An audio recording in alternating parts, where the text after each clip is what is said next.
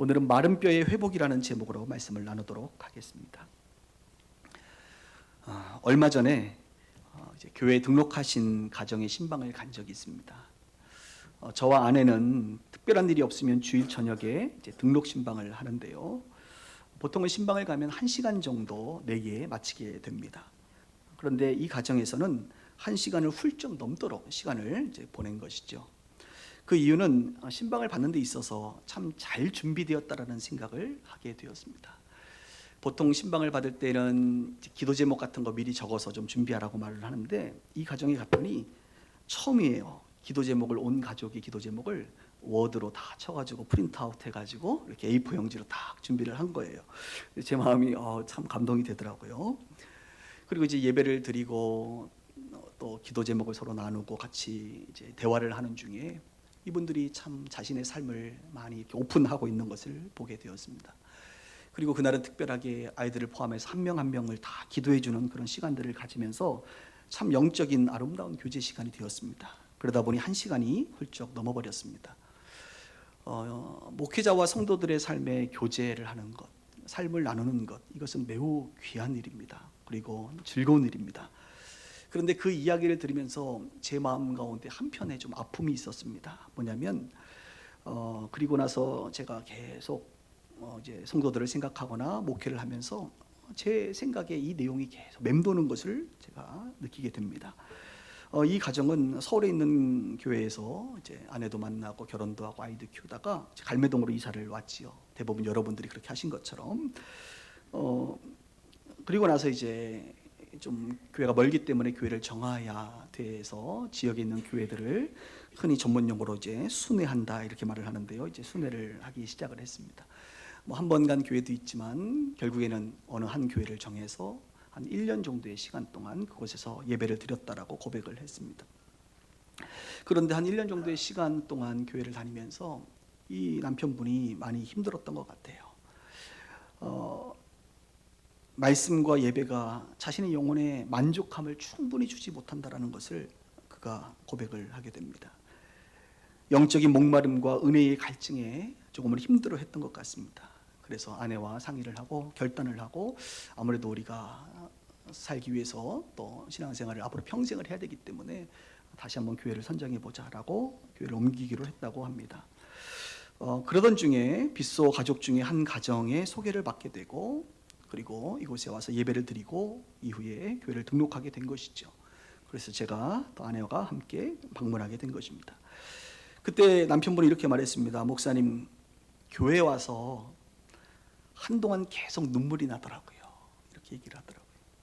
모르겠어요. 오늘은 이곳에 지금 계시는데 눈물이 날는지 안 날는지 모르겠지만 한동안 계속 눈물이 났다는 거예요.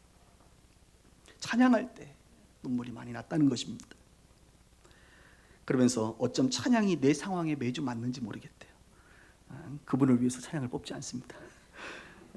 주님께서 성령의 감동으로 아마 매주 찬양의 은혜를 주지 않았겠습니까? 오늘도 여러분들이 찬양했지만 아무것도 두려워 말라, 이런 찬양의 가사를 여러분들이 부르시면서 누군가에게는 분명히 주님께서 오늘 말씀하시는 그런 음성이 아니겠습니까?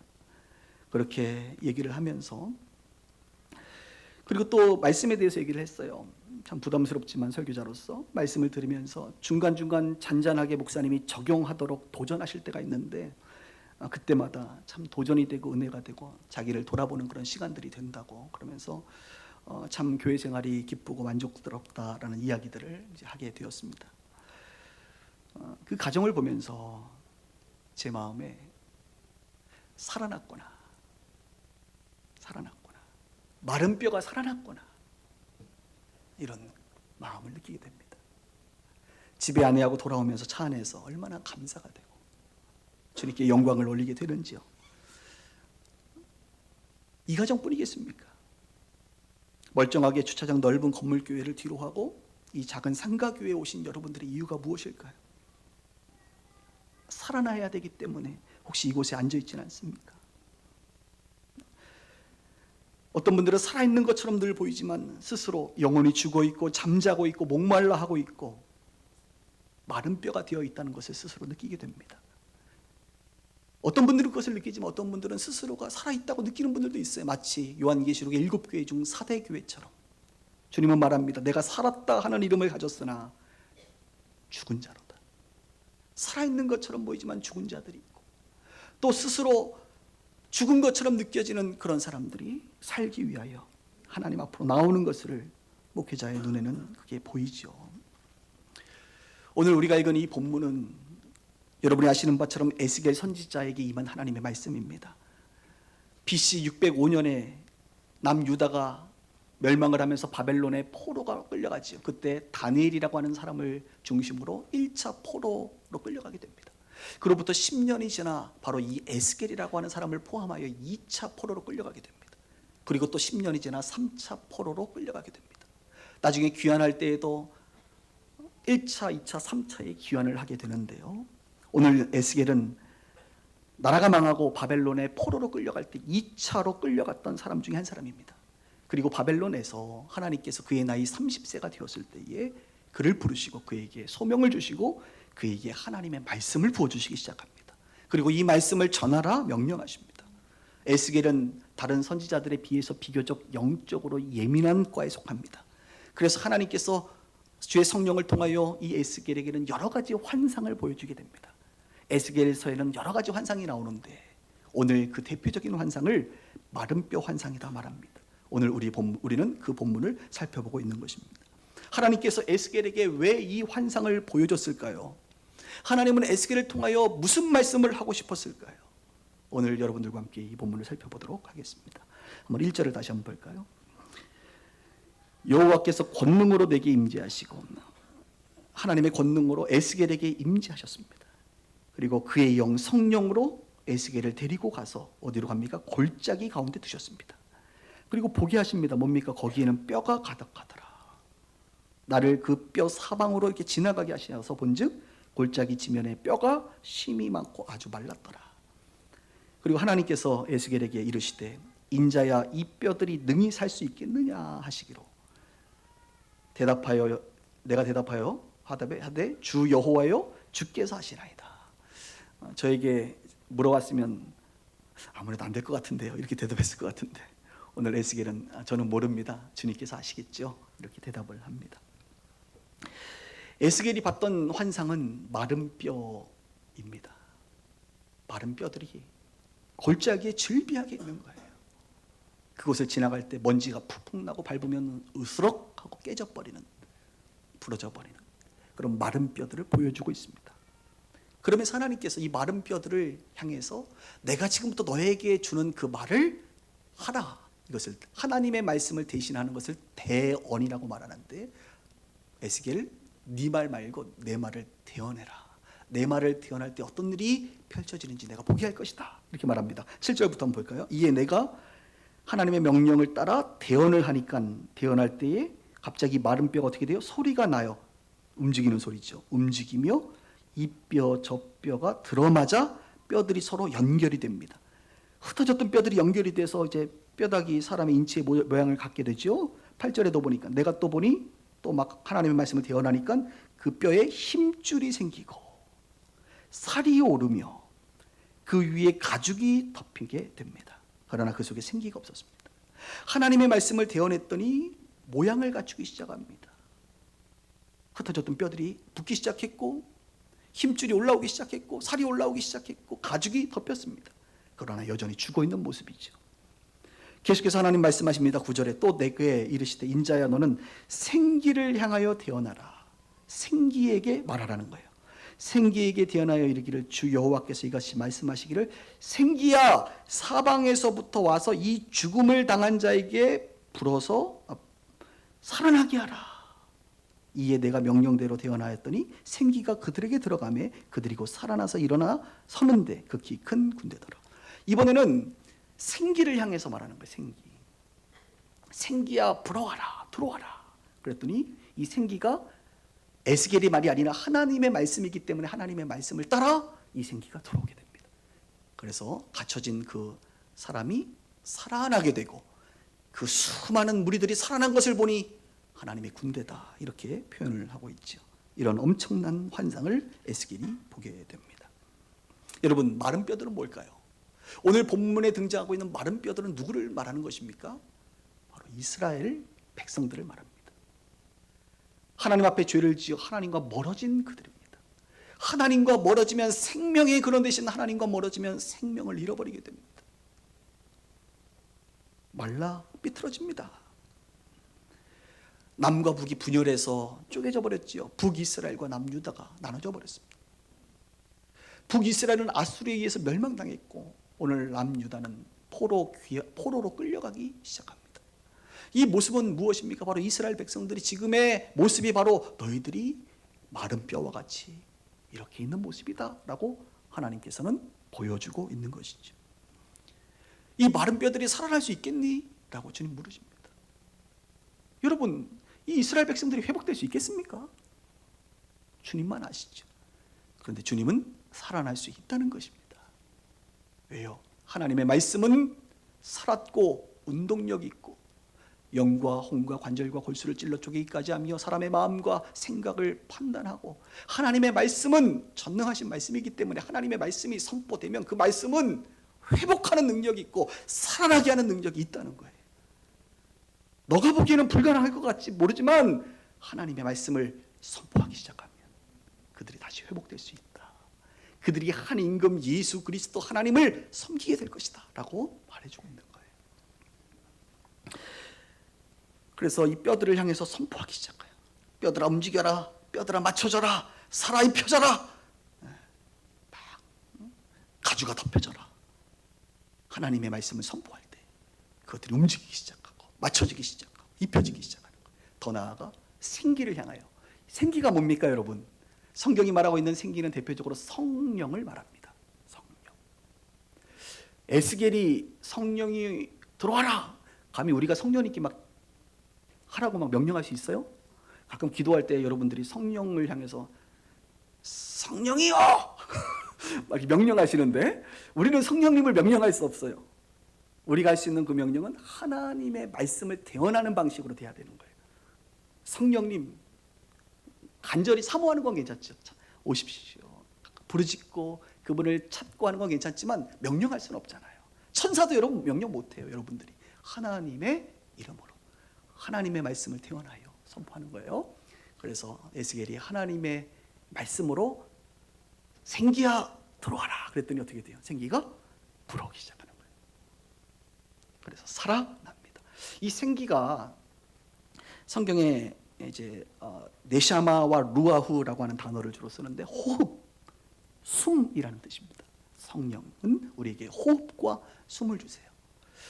여러분 천지창조 이야기 아시죠? 천지창조 어떻게 됩니까? 하나님이 뭐로? 말씀으로 천지를 창조했어요. 빛이 있으라. 그때는 태어날 사람이 없었으니까 하나님이 친히 말씀하셨습니다. 빛이 있으라 했더니 어떻게 돼요? 빛이 오늘 뼈들이 맞춰지고 살이 입혀지고 막 그런 것처럼 빛이 생겼습니다.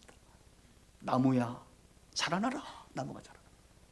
물고기도 만드시고 해와 달과 별들도 만드시고 하나님의 말씀은 창조적 능력을 가지고 있기 때문에 그분의 말씀이 선포되면 만들어져요. 그리고 더 나아가 인간에게 호흡하셔서 하나님께서 생기를 불어넣어 주셨을 때 사람이 생명이 된 것처럼 바로 이 생기가 들어온 것이죠. 사람에게. 그래서 우리가 생명이 된 것입니다. 창조의 이야기는 바로 오늘 본문이 말하고 있는 이야기와 매우 흡사합니다. 예수님도 마찬가지예요. 여러분 예수님은 말씀이시잖아요. 하나님의 말씀이 곧 예수님이시잖아요. 그러니까 예수님이 이 땅에 계시면서 병든 자, 외로운 자, 아픈 자, 고통받는 자를 만나잖아요. 그런 사람들 어떤 사람들입니까? 오늘 바로 마른 뼈와 같은 사람들입니다. 마른 뼈. 분명히 살아있는 것처럼 보이나 죽어있는 목마른 영혼들. 육신의 한 부분이 정말 부러져 버리는 마른 뼈다귀와 같은 사람들. 그런 사람들 만났을 때 예수님이 어떻게 합니까? 선포하죠. 눈을 뜨게 하시고, 그렇죠? 병을 고쳐주시고, 인간의 근본적인 문제를 해결해 주시고, 무엇으로? 그분의 말씀으로. 그분의 말씀은 곧 하나님의 말씀이니 그분이 말씀하시면 어떻게 해요? 뼈가 맞춰지고 힘줄이 올라오고 살이 덮이는 것처럼 회복을 하게 돼 있어요. 그런데 아주 중요한 사건이 있죠. 나사로라고 하는 사람이 죽었을 때는 어떻게 합니까? 나사로야 나오라 할 때는 단순한 뼈가 맞춰지는 정도가 아니라 숨이 끊어져 버린 죽은 자가 살아나는 생기가 나사로에게 들어가는 역사가 있게 되고 나사로는 일어나 살게 됩니다. 마른 뼈가 살아날 수 있는 비결은 무엇입니까? 오늘 여러분들이 마른 뼈라고 오늘 느끼신다고 한다면 여러분들의 영혼을 진정으로 살릴 수 있는, 회복시킬 수 있는, 숨쉬게 할 수 있는 그분은 누구십니까? 바로 하나님이시고 하나님의 말씀입니다. 진정한 하나님의 말씀, 성령을 등에 업고 성령이 함께 하시는 성령의 조명과 감동으로 선포되어지는 그 말씀이 여러분들의 영혼에 침노될 때에 우리의 영혼은 살아나게 되는 것이죠. 에베소서 6장도 말합니다. 전신갑주를 취하라. 성령의 검 하나님의 말씀을 가져라. 그럴 때에 우리가 살아있는 자로 살아갈 수 있다는 것이죠.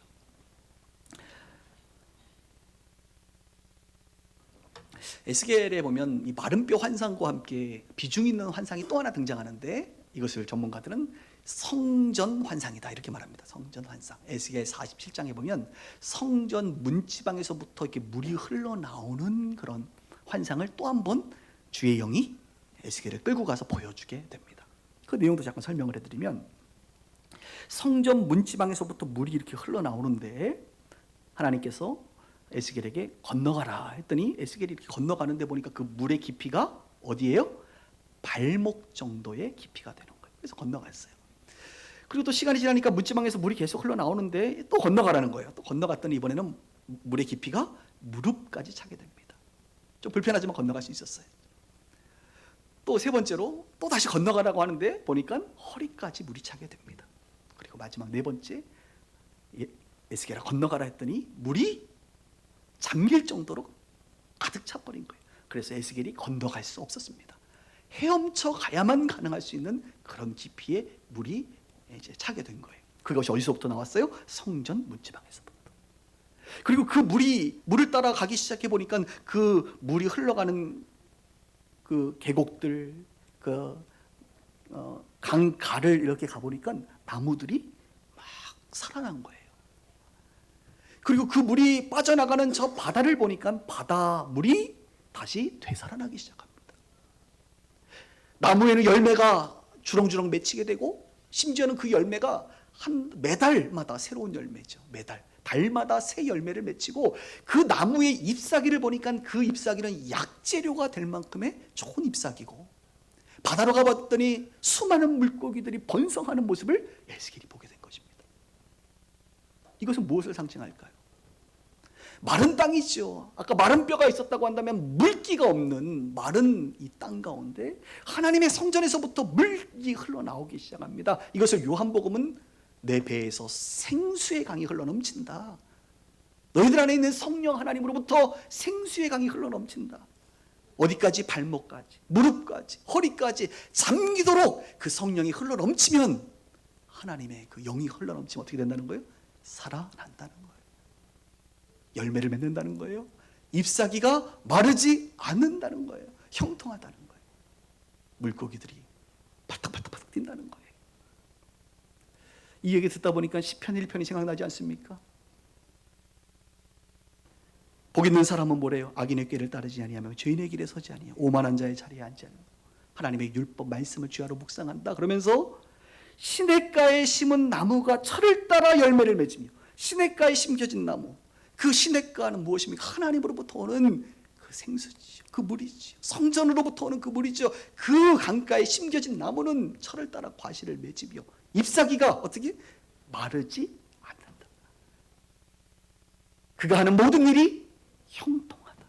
오늘 이 에스겔 47장의 말씀이고 시편 1편의 말씀과도 동일하게 맥을 같이 하고 있음을 우리가 보게 됩니다.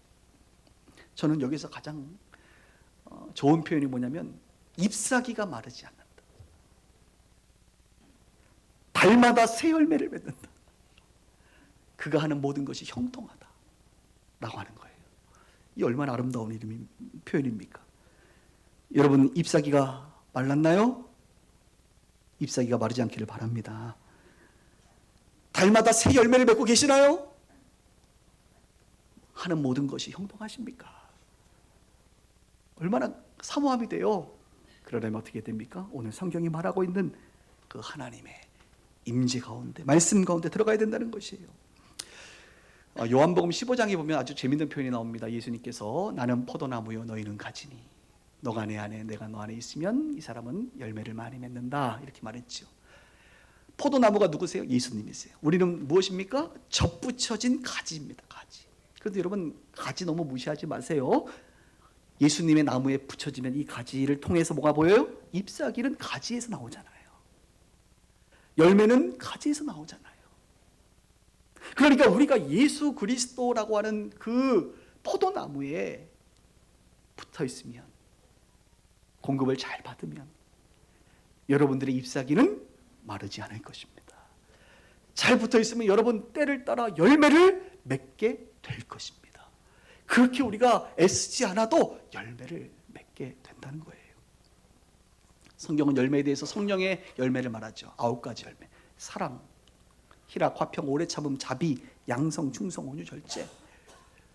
이건 제 경험인데요. 정말 신앙생활 하다 보면요, 뭐 우리가 막 내가 절제해야지, 내가 오래 참아야지, 주여 오래 참게 해주세요, 뭐 이렇게 기도 별로 해본 적이 없는 것 같아요. 그런데 여러분, 잘 접붙여 있으면, 그분 안에 거하고 있으면, 그분의 말씀을 따라 늘 충분한 물을 공급받고 있으면 시간이 지나면 오래 참게 될 줄 믿습니다. 오래 참게 돼요. 희락, 기쁨도 생기게 될 줄 믿습니다. 열매를 맺게 된다니까요. 그렇게 애쓰지 않아도. 그게 비결이에요. 정말인가? 정말입니다.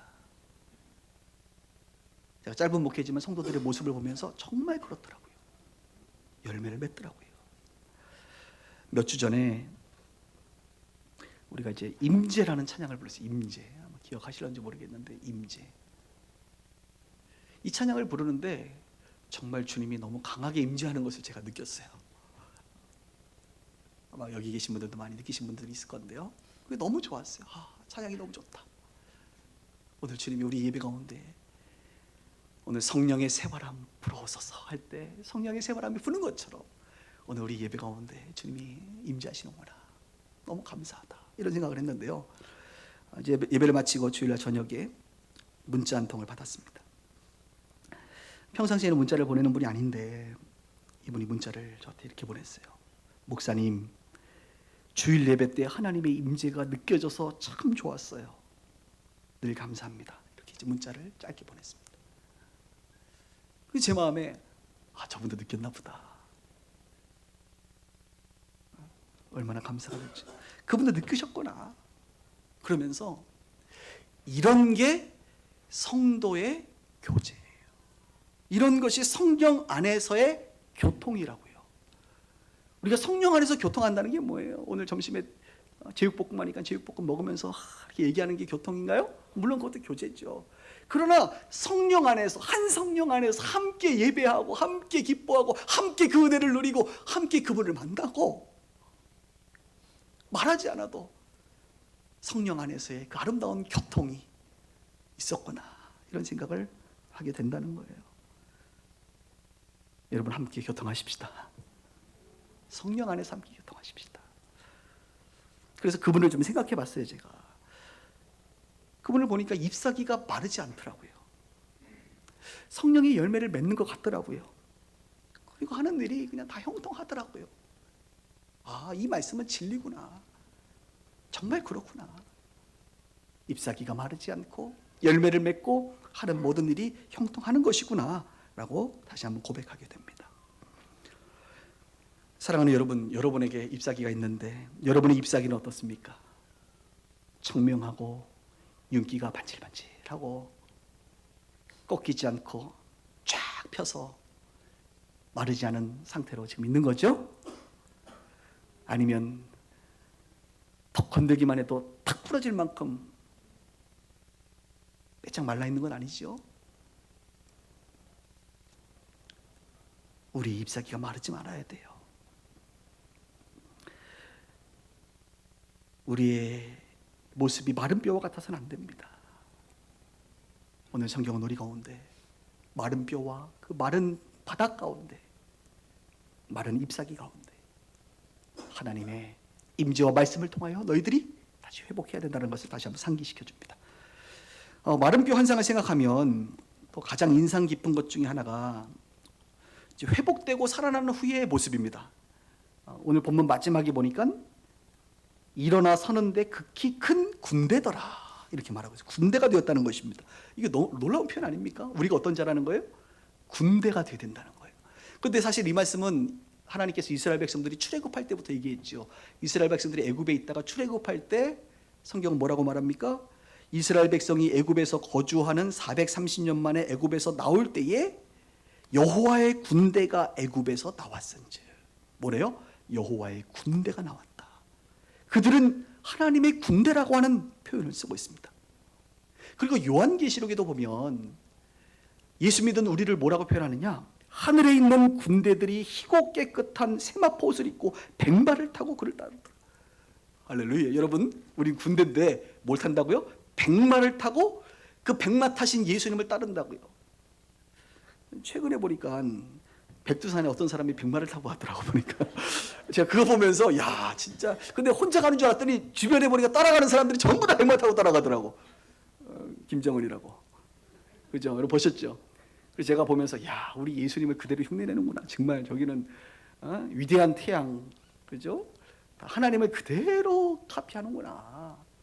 그래서 백두산에서 저도 한 3-4번 갔다 왔는데 백두산에 그 흰 말을 타고 백마를 타고 촥 또 사진도 잘 찍었어요. 멋있게 촥 차고 가는데 뒤에 또 따르는 사람들이 막 있는데 저걸 보면서 저건 사기다. 가끔 이단 사이비 집단에 보면 그 총재님이라고 불리는 흔히 자칭 예수라 불리는 사람들은 다 백마를 갖고 계십니다. 다 백마를 타세요. 그분들은 행사 때마다 백마를 타고 오세요. 다 카피한 건데 우리가 어떤 존재냐? 백마 타신 예수 그리스도를 따르는 백마 탄 하나님의 군대다. 이것을 요한계시록이 말해주고 있습니다. 그러니까 출애굽한 이스라엘 백성들은 하나님의 군대고 천국에 있는 백성들도 하나님의 군대. 그러니까 우리의 정체성 자체가 하나님의 군대라고 하는 거예요. 여러분 군대 맞아요? 군인 맞아요? 우리 빗속교회는 빗속 군대가 맞습니까? 기도하기는 사단급은 되기를 축복합니다. 사단급 아니면 특전 부대. 우리 교회는 특전 부대가 돼야 돼. 인원은 많지 않아도 특전 부대가 돼야 돼. 하나님의 군대였던데 이스라엘 백성들이 지금 패전병도 아니고 그냥 다 사망한 상태라는 거예요. 마른 뼈가 되었다는 겁니다. 마치 전쟁터에서 다 사망해서 수년간이 지나서 그냥 뼈다구들이 그냥 먼지 나는 그 모습이 곧 오늘 성경이 말하고 있는 그런 모습이에요. 얼마나 이스라엘 백성들이 비참한 모습입니까? 디모데후서는 너는 그리스도 예수의 좋은 군사로 나와 함께 고난을 받으라. 빌레몬서는 우리와 함께 군사된 아키포. 빌립보서는 에바브로디도를 향하여 그는 나의 형제요 함께 수고하고 함께 군사된 자요 이렇게 표현하고 있어요. 우리는 군인입니다. 우리는 군대입니다. 하나님의 백성은 군사입니다. 여러분은 누구십니까? 군대 맞습니까? 예수의 좋은 군사 맞습니까? 혹 여러분의 삶을 보면 패전병 아닙니까? 오늘 본문에 등장하고 있는 마른 뼈와 같지 않습니까? 밟히면 먼지 나는 그런 마른 뼈, 그런 인생 아니냔 말이에요. 성경은 오늘 우리에게 말합니다. 회복해야 한다. 하나님의 말씀으로 성령으로 움직여야 된다. 서로 연결되어야 된다. 힘줄이 붙고 살이 붙고 가죽이 붙어 그 다음에 살아나야 된다. 일어나야 된다. 큰 군대가 되어야 된다라고 우리 가운데 가르쳐주고 있습니다. 어떻게 해요? 성령의 새바람이 불어야지요. 하나님의 말씀이 심겨져야지요. 우리의 마음이 좋은 땅이 돼서 길짝밭이라든지 돌짝밭이라든지 가시떨기가 아니라 좋은 밭이 되어 30배, 60배, 100배의 열매를 맺는 그런 밭이 되어야 되죠. 저는 요즘 계속 꿈을 꿉니다. 잠을 가는 그런 꿈이 아니라 비전을 자꾸 하나님으로부터 받게 되고 소망하게 돼요. 특별히 우리 빗소 가족들을 생각하면 마른 뼈와 같은 사람들이 왔다가도 빠른 시간 안에 회복되어 군대가 되는 그런 꿈을 꾸고 싶어요. 그래서 군대가 되어 여러분들의 삶의 현장인 세상에 나가서 빛이 되고 소금이 되는 그런 것을 꿈꿉니다. 하나님의 말씀이 여러분들을 통하여 강같이 흘러넘쳐가지고 말이죠, 여러분 주변에 있는 사람들이 여러분들로부터 흘러넘치는 그 하나님의 능력으로, 나타나심으로 번성하고 형통케 되고 물고기가 팔딱팔딱 뛰듯이 생기가 넘치는 그런 공동체 되기를 원해요. 주변을 살릴 수 있는 그런 사람들 되기를 제가 정말 꿈꾸고 소망합니다. 제가 최근에 하나님 앞에 순종하고 결단한 게 하나 있습니다. 목회를 점점 하면서 외부로부터 설교를 부탁하거나 말씀 전하는 그런 상황들을 자꾸 만드시는 경우들이 많이 점점 생기는 것 같아요. 물론 뭐 무한정할 수는 없습니다만 예전에는 좀 아주 못된 표현인데요. 이런 표현을 썼어요. 몇 명 모여요? 몇 명 모여요? 이렇게 물어본 적이 있어요. 그래서 제가 생각하는 것보다 너무 사람이 안 모인다고 하면 저는 아무래도 안 될 것 같습니다. 이렇게 말했던 적을 오늘 회개합니다. 그랬던 적도 있었던 것 같아요. 근데 말씀도 준비하면서 또 최근에 일어난 일들을 보면서 회피하지 말자, 이런 생각을 다시 한번 하게 됩니다. 작은 모임에서 초청했을 때 좀 시간이 되면 회피하지 않고 가야겠다. 선교할 때도 저는 뭐 거의 주중에 선교하잖아요. 올해 제가 보니까 주일날 제가 비운 때가 3월 첫째 주, 그 일본에 갑자기 좀 급하게 설교자가 없어서 제가 가서 한인교회 가서 설교한 적 외에는 주일날 한 번도 이 강단에서 제가 비운 적은 없는 것 같아요. 외부 강사 올 때 제가 항상 있었습니다. 그런데 보통 제가 한인들을 볼 때 하나님께서 아픔을 좀 주셨어요. 한인 사회를 보면 정말 우리 한국에서 신앙생활 하시는 여러분들 정말 행복하신 분들인 줄 아셔야 돼. 믿으시기 바랍니다. 정말 한인 사회 가서 그 교회 가면요, 그분들은 다 어떤 사람들이냐, 턱 건드리면 잎사귀가 턱 떨어지고요, 그냥 다 말라 비틀어 헐떡헐떡거리시는 곳이 디아스포라 한인 사회예요. 그냥 거기는 그냥 뭔 얘기하면 막 웃어. 여러분들 하나도 안 웃잖아요. 뭐 반응도 없어 우리는. 그런데 거기는 뭐 조금만 얘기하면 막 너무 막 은혜를 받아 이분들이. 정말 그래요. 이제 다다음 주에 강장로님이랑 저랑 가는데 가서 강장로님이 설교하시면 엄청나게 은혜 받으실 거예요. 준비 잘하고 계시죠? 할렐루야. 그래서 제가 이제 다다음 주에도 이제 일이 있어서 갈지 말지를 고민하다가 하도 요청이 계속 있어가지고 하여튼 간절히 사모하면 일은 된다니까요, 여러분. 발행이 잡고 목사님 오셔야 됩니다 해가지고 한 3분 모시고 갈 건데 안 봐도 예상이 돼요. 주여 하면 울 것 같아. 하나님이 여러분 사랑하십니다. 그럼 울 것 같아. 기도해주면 울 것 같아. 너무 목말라니까. 그래서 그분들이 이렇게 회복되는 모습을 이렇게 가끔 보잖아요. 그래서 그것들을 볼 때 내 마음에 그래도 우리 빗소교회는 이제 어느 정도 안정도 되고 우리 성도들은 또 많이 이렇게 풍성해졌으니까 가끔, 뭐 자주는 아닐 겁니다만 가끔 그럴 기회가 있을 때 회피하지 말고 가야겠다, 이런 결단을 좀 하게 됐는데, 근데 여러분 생각보다 이렇게 설교를 하는 게 쉬운 일은 아니에요. 왜냐하면 뭐 주일 설교 같은 경우 이 정도 비중을 둔 설교들을 하려면 적어도 한 10시간 정도를 준비를 해야 된단 말이에요. 계속 생각하고 기도하고 연구하고 또 젖을 짜는 그런 심정으로 자꾸 짜내야 되고 뭔가를. 그래서 보이지 않는 창작 활동이잖아요, 이것도. 그죠? 그래서 그러니까 이 과정이 너무 힘들어. 그래서 저는 정말 목회자들한테 하는 말이, 나는 설교 준비만 안 하면 난 목회가 너무 행복할 것 같다. 설교하는 것도 힘들진 않는데 설교를 준비하는 과정이 너무 괴로운 거예요. 그래서 사실 외부에서 해달라 그러면 제가 거부를 많이 했던 게, 그 힘든 걸 내가 우리 교회 거 준비하는 것도 힘든데 그걸 또 별도로 준비하고 한다는 게 힘들어서 사실은 안 하려고 하는 마음이 커요, 사실은. 근데 이번에 좀 회개하면서 제가 하나님께서 그런 기회를 주시고 하시면 좀 가야겠다. 그 이유는 마른 뼈, 마른 잎사귀 같은 그런 존재들이 또 회복될 기회가 필요하기 때문에 그런 생각을 하게 됩니다. 마른 뼈가 살아날 수 있다면, 잎사귀를 적실 수 있다면, 열매를 맺히고 형통한 삶이 그들에게서 펼쳐진다고 한다면, 그리고 그들이 군대가 될 수만 있다면 해야겠다, 이런 마음을 다시 한번 갖게 됩니다. 말씀을 정리할게요. 여러분 오늘 설교를 들으면서 여러분은 마른 뼈이십니까? 여러분은 마른 잎사귀 같은 존재이십니까? 아니면 군대십니까? 윤택한 잎사귀를 가지고 열매를 맺는 사람들입니까? 주님을 바라보세요. 주님의 생수를 마시세요. 그분을 영접하세요. 그분을 초청하세요. 그분의 말씀을 심으세요. 그러면 여러분 안에 놀라운 회복과 살아남의 역사를 경험하게 될 줄 믿습니다. 기도하십시오.